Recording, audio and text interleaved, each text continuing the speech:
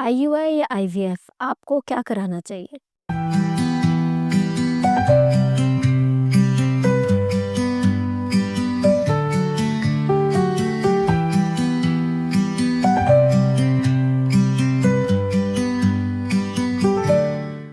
मेरा नाम डॉक्टर रूबा रहीम है। मैं इनफर्टिलिटी स्पेशलिस्ट हूँ और लैप्रोस्कोपिक गायनेकोलॉजिस्ट हूँ।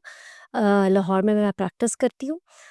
अगर सब फर्टिलिटी है और आपको एडवाइस किया गया है कि आपको एक एआरटी यानी आर्टिफिशियल रिप्रोडक्टिव टेक्निक की तरफ जाना है, तो आपको आईयूआई कराना चाहिए या आईवीएफ। आईयूआई ज़रा छोटा प्रोसीजर है, ऑफ कोर्स कम महँगा है। ये उन केसेस में होता है जिसमें ओव्यूलेशन इंडक्शन यानी एग बनने की मेडिसिन्स ले चुके होते हैं 6 माह तक कम से कम। एग अच्छा बन रहा है लेकिन हमल नहीं हो रहा और ट्यूबें ठीक है।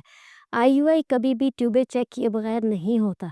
उसकी वजह ये है कि उसमें ट्यूबल पेटेंसी का ठीक होना ज़रूरी है, क्योंकि आईयूआई में जब स्पर्म्स को यूट्रस के अंदर रखा जाता है तो ट्यूबें ठीक होंगी तो फर्टिलाइज़ेशन होगी।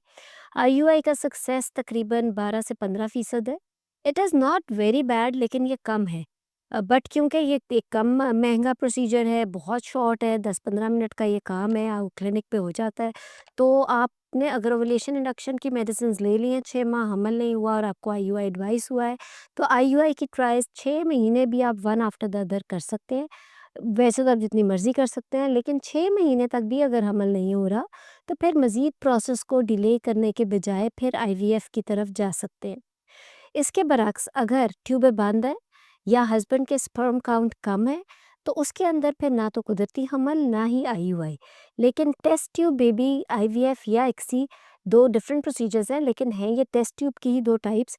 फिर वो अगर आप ऑप्ट करेंगे तो सक्सेस रेट 40% है।